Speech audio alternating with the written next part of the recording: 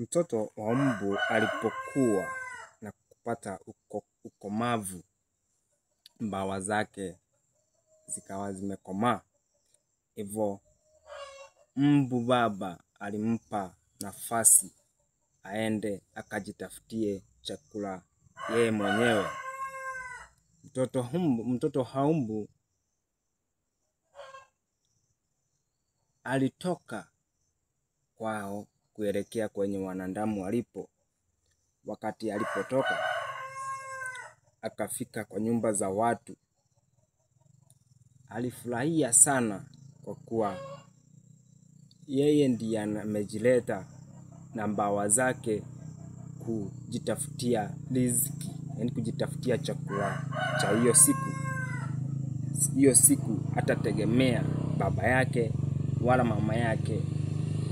Alipata wanadamu ni kama wamemngojea, kwa hivyo aliwandona na kuwandonoa mmoja baada ya mwingine. Mmoja baada ya mwingine. Akitoka kwa huyu, anaenda kwa huyu, anaruka kwa huyu, na mbawa zake yeye mwenyewe. Sasa alipokula na kushiba, akarudi kule kwao. Babake akamuuliza, "Vipi mwanangu? Huko utokako umepata chakula?" Akamwambia, "Baba, nimepata chakula cha kutosha." Hivyo akamuuliza, "Vipi? Kuna ugumu wote umeupata kupata hiyo chakula?" Mtoto akasema, "Hamna ugumu wowote nimeupata kupata hiyo chakula.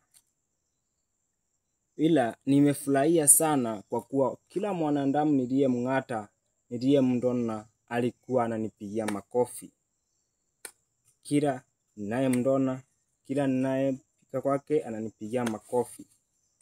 Baba akamwambia, "Kila kofi ulilopigiwa sio kofi la kukupongeza, ni kofi la kukuua. Kila kofi ulilopigiwa sio kofi la pongezi, ni kofi la kifo." Kwa hivyo sisi wanadamu chenye hatujui ni kutofautisha kofi la kinafiki na kofi la kirafiki. Kofi la kirafiki na kinafiki. Kofi la kifo na la pongezi. Inshallah.